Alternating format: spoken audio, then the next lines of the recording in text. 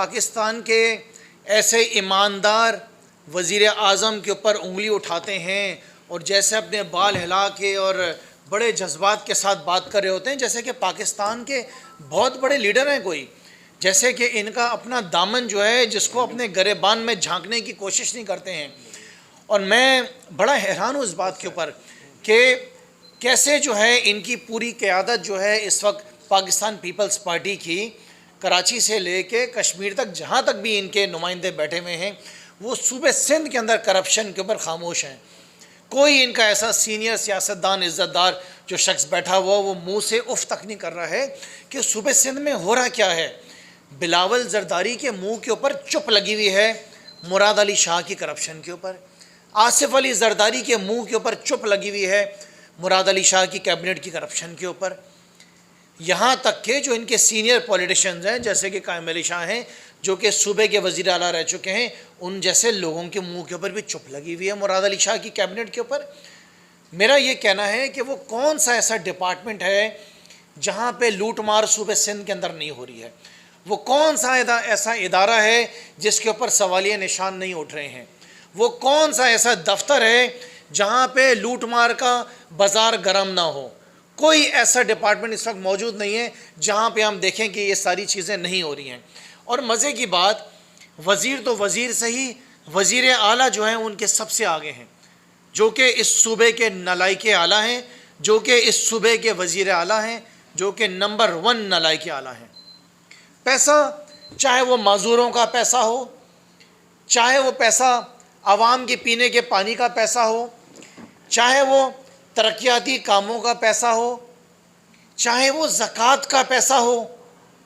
چاہے وہ بچوں کی اسکول کی تعلیم کا پیسہ ہو، چاہے وہ پبلک ہیلتھ کا پیسہ ہو، چاہے وہ ترقیاتی کاموں کا پیسہ ہو، چاہے وہ عوام کی فلاح و بہبود کا پیسہ ہو، ہر ڈپارٹمنٹ کے اندر صوبے سندھ کے اندر ایک طوفانی کرپشن چل رہی ہے۔ اور وہ بلاول زرداری، مجھے حیرت ہے، ڈھٹائی کے ساتھ کھڑے ہو کے جلسے جلوسوں میں سوال تحریک انصاف سے کر رہا ہے۔ مجھے حیرت ہے کہ ابھی تک ان کی قیادت نے مراد علی شاہ سے ریزگنیشن ڈیمانڈ کیوں نہیں کری ہے۔ مجھے حیرت ہے کہ ان کے جو کرپٹ منسٹرز ہیں جو کہ ارب پتی ہو گئے ہیں، کوئی ایک شخص ان کی پوری قیادت میں پوچھنے کو تیار نہیں، ان کے ورکروں میں پوچھنے کو تیار نہیں کہ ان کے ایم این ایز، ان کے ایم پی ایز، ان کے منسٹرز اربوں پتی کیسے ہو گئے ہیں، کیسے پاکستان پیپلز پارٹی کے جو منسٹرز ہیں آج ان کے پاس اربوں کی ذمہ داری ہو گئی ہے، آج ان کی اربوں روپے کی جائیدادیں ہو گئی ہیں، آج پاکستان سے باہر انہوں نے جائیداد بنا لی ہے، آج دبئی کے اندر انہوں نے پراپرٹیز بنا لی ہے، آج انہوں نے جو ہے یو ایس میں پراپرٹیز لے لی ہیں۔ کوئی ان سے پوچھنے والا نہیں ہے کہ کیا ہو رہا ہے۔ ایک شخص ہے وزیر اعظم عمران خان، جس نے قیادت لی ہوئی ہے، جس نے لیڈ لی ہوئی ہے، جو کہ ان کے پیچھے پڑا ہوا ہے۔ دیکھیں ہمارے وزیر اعظم کا، ہمارے لیڈر کا جو مینڈیٹ تھا الیکشن میں، جس کی بنیاد کے اوپر ہم الیکشن جیت کر آئے ہیں، وہ کیا تھا؟ وہ 3 چیزیں تھیں کہ جن لوگوں نے پاکستان کو لوٹا ہے ان کو جیلوں میں ڈالیں گے، لوٹا ہوا پیسہ واپس لے کر آئیں گے اور اس ملک سے کرپشن کا خاتمہ کریں گے۔ یہ 3 بیسک چیزیں ہیں جس کے اوپر آج پاکستان تحریک انصاف اقتدار کے اندر آئی ہے۔ اور یہ 12 سیاسی جماعتیں اکٹھا ہو کے سمجھتی ہیں کہ یہ عوام کو گمراہ کر دیں گے۔ عوام نے تو آپ کے خلاف عمران خان کو جو ووٹ دیا ہے وہ دیا ہی کرپشن کے خلاف ہے۔ میں آپ کو صحافیوں کو ایک چھوٹی سی کہانی سنانا چاہتا ہوں جو واقعہ میرے ساتھ پیش آیا آج سے 2 دن پہلے، جب مجھے پتہ چلا کہ اس صوبے کے نالائق اعلیٰ کے اوپر کیس کھل گیا ہے نیب کی طرف سے جعلی پینشنرز اور جعلی فیک اکاؤنٹس کا، جس میں اربوں روپے جو ہیں جمع کرائے گئے ہیں فیک پینشنرز کے اکاؤنٹس میں۔ تو میں نے سوچا کہ میں جاؤں، میری اسمبلی کے پیچھے ایک بلڈنگ ہے جو کہ فائنینس منسٹری کی ہے، وہاں پر گیا میں چیف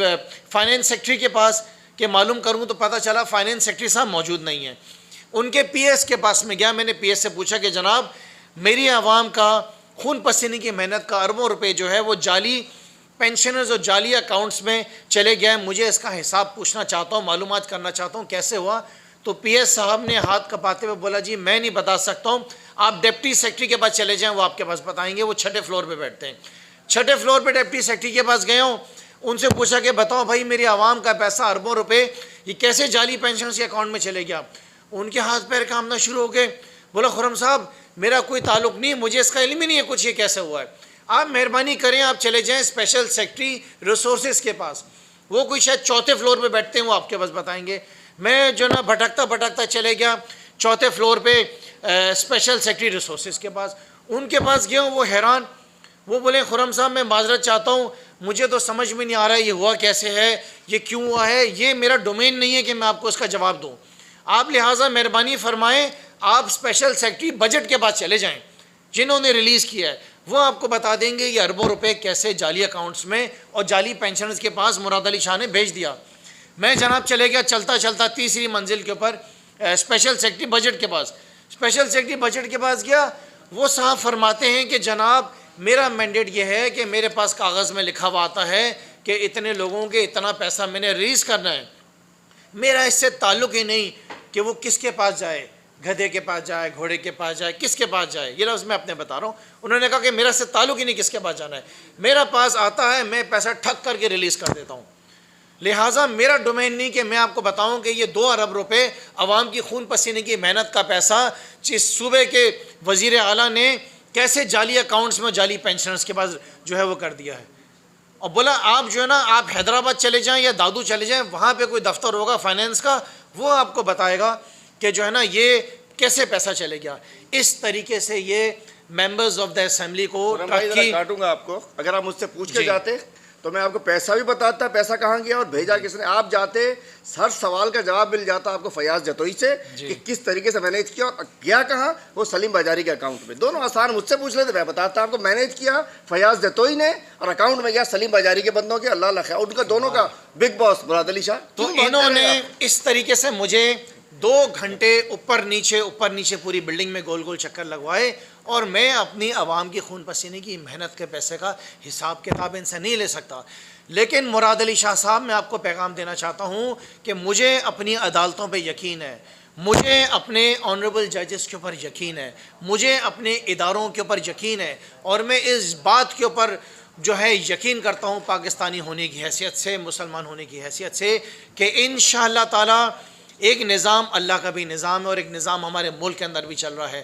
آپ لوگوں نے جس طریقے سے اس ملک کا پیسہ لوٹا ہے, جس طریقے سے یہ جعلی اکاؤنٹس میں آپ لوگوں نے پیسے ڈالے ہیں, کبھی گولے گنڈے والے کے, کبھی کسی ٹھیلے والے کے, اور اب جعلی پینشنرز کے, وزیر اعلیٰ صاحب نہ تو آپ کو اللہ معاف کرے گا, نہ اس ملک کی عوام معاف کرے گی, نہ آپ کی قیادت کو معاف کیا جائے گا. اگر آپ سمجھتے ہیں کہ پاکستان کی عوام بیوقوف ہے, یہ 12 سیاسی جماعتیں اکٹھا ہو کر عمران خان کو ہرا سکتی ہیں, اس کو ناکام کر سکتی ہیں, یہ میرا ذاتی تجربہ ہے, اور میں نے اپنی ذاتی طور پہ یہ میں نے اپنی آنکھوں سے دیکھا ہے کہ عمران خان جس منزل پہ چلے گا اللہ تعالیٰ اسے کامیاب کرے گا, کیونکہ اس کا ایمان مضبوط ہے, وہ صحیح راستے پہ چل رہا ہے, وہ صحیح سمت پہ چل رہا ہے, وہ پاکستان کو آگے بڑھا رہا ہے, وہ کامیاب ضرور ہوگا, اس میں کوئی چوائس نہیں ہے, میں اس بات پہ یقین کرتا ہوں. اس کے ساتھ ساتھ جس طرح صوبے سندھ کا حال ہے, میں کہتا ہوں بلاول زرداری کے لیے شرم سے یہ ڈوب مرنے کا مقام ہے کہ آج ان کے بچوں کو بھی پوچھنا چاہیے کہ انہوں نے صوبے کا حال کیا ہے.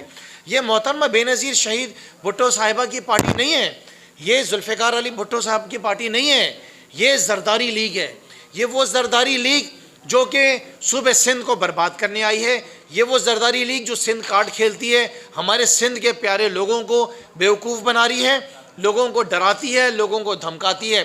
لیکن میں آپ کو یقین دلا دوں, بلاول زرداری, آصف علی زرداری اور ساتھ مراد علی شاہ صاحب, آپ نے اپنی جتنی جان لگانی ہے جان لگا لیں بچنے کے لیے. میں آپ کو بتا دوں یہ آنے والے سال, یہ 2021-2022 آپ کے لیے بڑا خطرناک سال ہے. یہ احتساب کا سال ہے, یہ حساب کا سال ہے. آپ کسی کتاب کے اندر لکھ لیں کہ مستقبل کے اندر پاکستان پیپلز پارٹی کا نشان, نام و نشان آپ جیسے نالائکوں کی وجہ سے اس صوبے کے اندر نہیں رہے گا. 2023 کے اندر آپ دیکھیں گے, جیسے کہ کہتے تھے نا کہ پنجاب میں پی ٹی آئی کی گورنمنٹ کیسے آ جائے گی, اتنا بڑا جن بیٹھا ہے. جیسے کہتے تھے کے پی میں کیسے آ جائے گی, جیسے کہتے تھے کہ کراچی کے اندر تحریک انصاف کیسے آ جائے گی. جس طریقے سے پنجاب میں, جس طریقے سے کے پی اور کراچی میں آج تحریک انصاف اقتدار میں, آپ اسی طریقے سے دیکھیں گے کہ پاکستان تحریک انصاف 2023 میں سندھ کے لوگ, میرے سندھ کے لوگ جنہوں نے آپ کا حشر دیکھ لیا, جنہوں نے آپ کے محلات دیکھ لیے, جنہوں نے آپ کی جائیدادیں دیکھ لی ہیں, جس طریقے سے آپ نے صوبے کو لوٹا ہے, جس طریقے سے آپ نے اپنے کاروبار کو چمکایا ہے، جس طریقے سے آپ نے محلات بنائے پوری دنیا کے اندر، سندھ کے لوگ آپ کو آصف علی زرداری معاف نہیں کریں گے۔ سندھ کے لوگوں کو ہم سر محل یاد کراتے رہیں گے۔ سندھ کے لوگ نہ بھولیں کہ زرداری نے کیا کہا تھا، یہ سر محل تو میرا ہے ہی نہیں، اور پھر جب این آر او مل گیا تو سر محل اور اس کا پیسہ کس کے پاس گیا؟ زرداری کی جیب میں گیا۔ یہ باتیں ہم نے یاد دلاتے رہنی ہیں۔ اور مولانا فضل الرحمان، بچوں کو استعمال کرنا بند کرو۔ یہ جو ڈرا رہے ہو اور دھمکا رہے ہو، تم سمجھتے ہو کہ ہم تمہارے سے ڈریں گے، تمہاری غلط فہمی ہے۔ جو کام ہے جاؤ جا کے وہ کام کرو۔ یہ جو تمہاری سیاست ہے ڈرانے دھمکانے کی، اور یہ 2 نمبر سیاست، یہ ہم آپ کی سیاست کو کسی حال میں ایکسیپٹ نہیں کرتے ہیں۔ آپ ہماری افواج پاکستان کو، ہمارے اداروں کو گالیاں دو، ہم برداشت کریں گے، سوال ہی نہیں پیدا ہوتا۔ وہ دن دور نہیں ہے جب سڑکوں میں آپ لوگوں کو لوگ پوچھیں گے افواج پاکستان ہمارے دلوں میں بستی ہے، ناٹ بیکاز کہ وہ جو ہے آپ کی باتوں سے ہم اسے ڈریں گے دھمکیں گے۔ پوری پاکستان کی قوم جو افواج پاکستان کے ساتھ کھڑی ہے۔ آپ کے یہ الفاظ اور آپ کے بیانات کسی کو بھی ایکسیپٹیبل نہیں ہیں، اور انشاءاللہ تعالی ان ساری باتوں کی وجہ سے آپ دیکھنا آپ تمام پی ڈی ایم والوں کا منہ کالا ہوگا۔